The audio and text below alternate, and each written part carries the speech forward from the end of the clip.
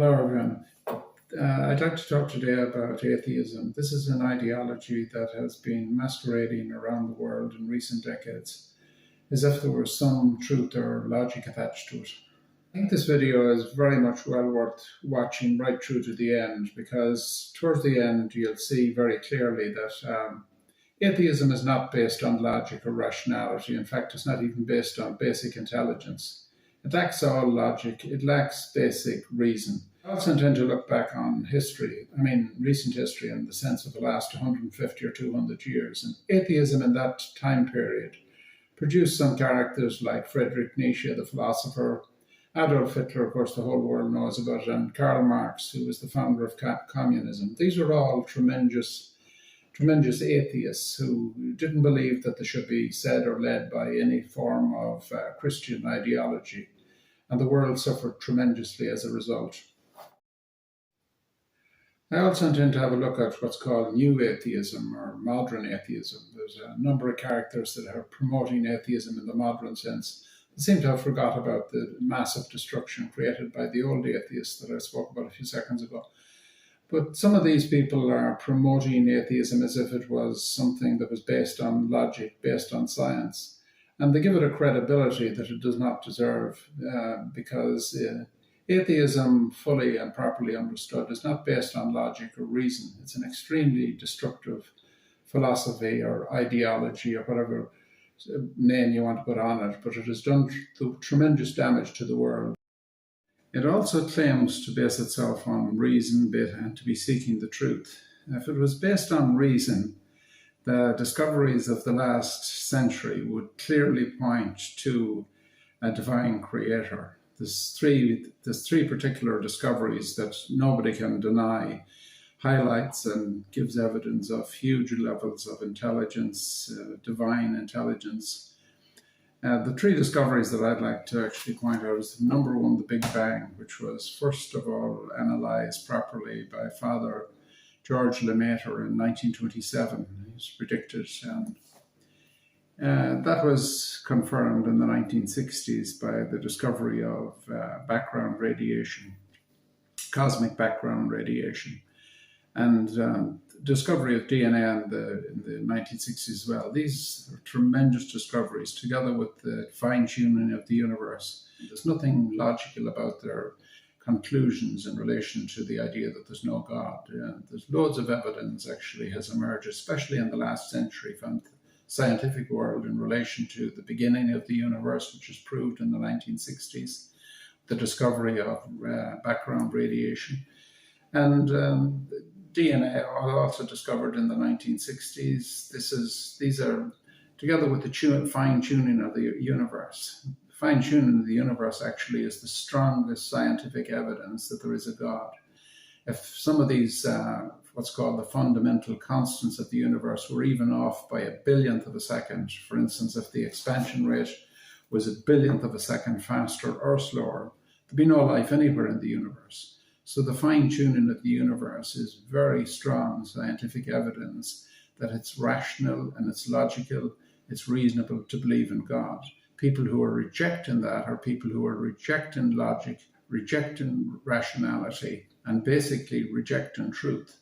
They have produced some very, very destructive characters in history.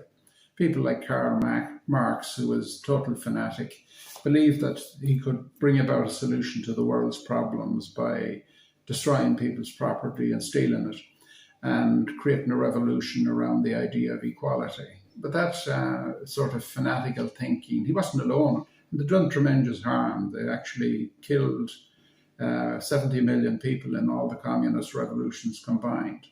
Hitler was also another atheist. Richard Dawkins claims, but of course Dawkins has very poor knowledge of history, as he shows in several events that he covers, but he claims that Hitler was a Catholic, which is totally false. Hitler, like Dawkins himself, gave up his Christian belief as a teenager. They thought they knew it all then. And whereas Dawkins was led astray by Darwin and evolution theory, Hitler was led astray by German philosophers, people like Neitzsche and other straightforward philosophers like that. So their main legacy to the world is a legacy of massive death, massive destruction, massive harm, hopelessness, and despair. Atheists, of course, like to claim that their concept of morality would be based on science and based on reason, and it would be superior to Christian morality. But they forget two things. One, that they're building on Christian morality that has been around for 2,000 years. And more. The second thing, of course, they're forgetting is that atheism in the past, and not that far back either, produced characters such as Karl Marx, which his revolutions took the lives of 70 million people, and Adolf Hitler, who created the Second World War, both famous atheists. So their promotion of the idea that they have something of a moral nature to offer the world is highly questionable given their past. Their past is absolutely horrendous, and therefore any new atheist promoting morality, it needs to be seriously questioned, because they have a flawed way of thinking, given that they reject the idea of God and therefore reject objective morality. Hitler would never have been able to dream of building an empire if he wanted to keep within the parameters of the commandments. So as an atheist, he decided to smash through the morality contained in the commandments in relation to murder and theft.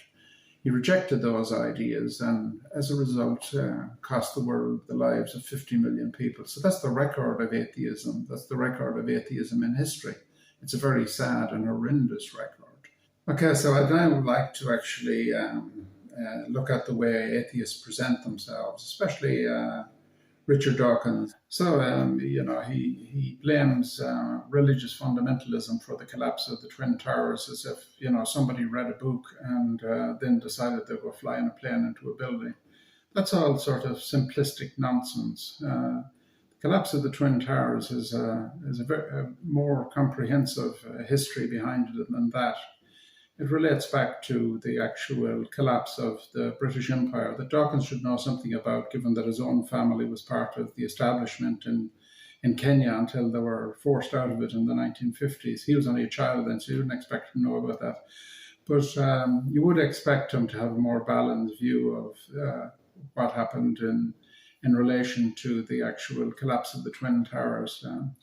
Basically, Britain was a collapsed power in the aftermath of the Second World War. The Americans took over from them, and it took over various interests in the Middle East, which was rejected basically by various nationalists in the Middle East. So one of the real tragedies attached to this ideology is that although there's neither sense nor reason attached to it, it still manages to promote itself out into the broader community as if it was true. Here's an example of what I mean by this. Suppose it's all true, and you walk up to the pearly gates and you are confronted by God. What will Stephen Fry say to him, her, or it? I will basically, what's known as theodicy, I think. I'll say, bone cancer in children? What's that about? How dare you? How dare you create a world in which there is such misery that is not our fault? It's not right. It's utterly, utterly evil. Why should I respect a capricious, mean-minded, stupid God who creates a world which is so full of injustice and pain? That's what I would say. And you think you're going to get in on that? But I wouldn't want to. I wouldn't want to get in on his terms. They're wrong. So that's part of what I mean by the irrational atheistic mind. You cannot logically criticize something and at the same time claim it doesn't exist. It's just a lack of logic. I heard Richard Dawkins in another interview at that as well, criticizing God on one hand, and 5 seconds later he says that God doesn't exist. That's a contradiction. That's a lack of logic. That's typical in the case of Stephen Fry and Dawkins, and Hitchens was at that type of talk as well. So that's an indication of the lack of balance in the whole way of thinking, a lack of rationality. So these people claiming that people of faith, people of religion, lack rationality is little better than a sick joke. They lack rationality themselves. Atheism has no scientific backing. Atheists over the years have suggested that people of faith should be able to prove the existence of God in order to stand by their beliefs. This is also lacks rationality. As a philosopher about 100 years ago, Bertrand Russell, a British philosopher, he talked about, that God was no more believable than a teapot circulating Mars. But this sort of daft idea at the time was picked up by Richard Dawkins talking about fairies and spaghetti monsters. But this is all nonsense. God is infinitely above human understanding. He can neither be proven by people of faith nor disproven by people who are atheists. All you can ever really have is strong evidence in one direction or the other. And as far as people of faith is concerned, there is tremendous strong evidence, especially as emerged in the scientific community in the last century. There's three things in particular that I mentioned before, but they're worth mentioning again. The actual origin of the universe proves that there is a creator. Obviously, that's a logical deduction from that. The second thing is that fine-tuning of the universe is several of the fundamental constants are fine-tuned to 1/1000th or 1/1000000000th of a second in some cases in the strong nuclear force. So no matter, no life, nothing could exist without this extremely fine-tuning. That's the second thing. And of course, the third thing is discovered in the 1960s by Francis Crick and others. We have a situation, DNA, which is an extremely complex computer system that exists within every living cell. This is very strong evidence of the existence of an infinitely powerful and an infinitely intelligent creator. Anyone trying to deny this, of course, is the one that's illogical and lacking in rationality. There is no rationality in claiming that the universe jumped into existence on its own, as Lawrence Krauss in the Americas claimed, and is supported by Dawkins in that. So here we have a look at Richard Dawkins trying to defend this nonsense. Very mysterious how the universe came into being. It's a deeply mysterious and interesting question. And can I just interrupt? It's an old question, a very old question. Thomas Aquinas in the 13th century was asking the same question. He said there must have been a time when no physical things existed, but something can't come from nothing. That was his view. It's just repeated by us. Something can come from nothing, and that's what physicists are now telling us. I could give you, you asked me to give you a layman's interpretation. It would be a very, very layman's interpretation. When you have matter and antimatter and you put them together, they cancel each other out and give rise to nothing.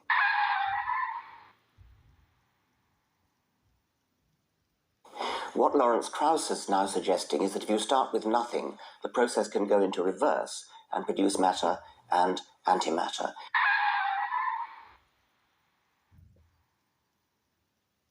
The theory is still being worked out.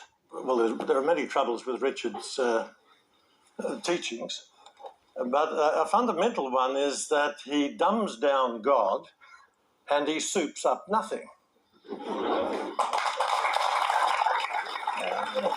You can quickly respond to that. You can dispute exactly what's meant by nothing, but whatever it is, it's very, very simple. And why is that funny? Well, I think it's a bit funny to be trying to define nothing.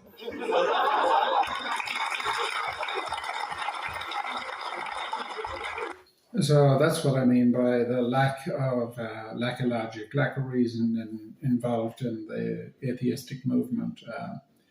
Dawkins, of course, is used to his own happy, clappy crowd that are prepared to clap and laugh at anything he says, almost. But when confronted with reality, when confronted with the basic truth, of course, he has no argument. He just falls apart like a house of cards, as you've seen there. So just to put this in context as well, there was always a sort of a conflict between, or going back for 1,000 years more, 1,500 years, there was a conflict between theology and science, but theologians always insisted that God was infinitely greater than mankind's understanding. God is neither provable nor disprovable. And science emerged as a strong force in the last 200 or 300 years ago. About 100 years ago, we had Bertrand Russell, who made the comparison between that God was no more believable than a teapot circulating Mars or something like that. And he was sort of picked up on that idea by Dawkins. Dawkins compared God to believing in tooth fairies or Santa Claus. But these are all sort of daft, stupid ideas. Anyone comparing God to any of these things has lost the run of themselves and lost the basic track of human common sense. So these people and their lack of logic, lack of basic common sense are not to be heeded. They're talking absolute nonsense. So regardless of what title they have, whether it be scientists or philosopher or whatever, talking nonsense should be ignored.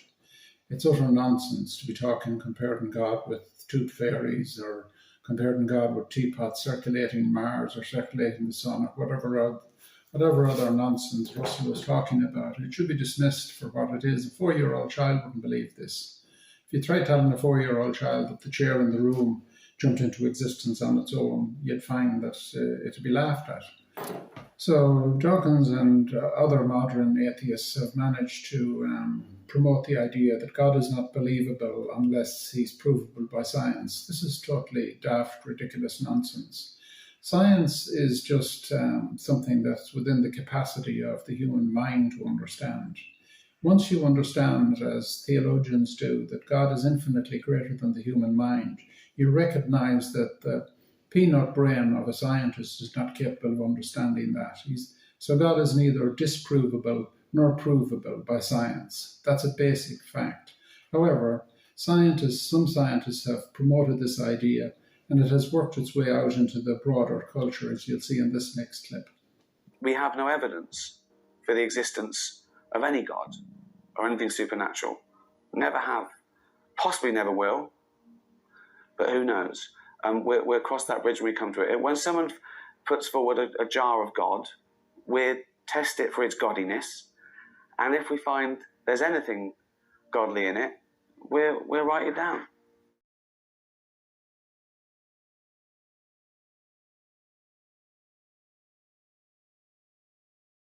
Scientists like Richard Dawkins and Lawrence Krauss in America have been under tremendous pressure to try and come up with an alternative theory, no matter how daft it is. And they've come up with a number of theories, like in physics, like in multiverse, no evidence for it, no scientific evidence for this ridiculous nonsense, but they're still talking about it as if it was science. And there's another idea in vogue at the moment as well, the idea that the universe could have jumped into existence on its own. This is another daft idea, of course, that has been promoted in the last few years. And we have scientists basically sort of making fools of themselves actually promoting this idea. But that's where the atheistic world is at. It lacks logic, it lacks rationality, it lacks reason. So that's it for today. I'd like to just finish by saying that I actually thought there was some, before I'd done some research for this video, I actually thought there was some truth or some logic attached to atheism myself, because I never really studied it. But over the last 2 or 3 weeks, I have come across tremendous evidence that it's totally lacking in logic. It's a flawed ideology that has produced an awful lot of damage in the past. If you look at the political damage, basically it's an ideology that has given cover to imperialism, communism, and Nazism. 3 ideologies which really produced a lot of serial killers on a massive scale, and little more than that.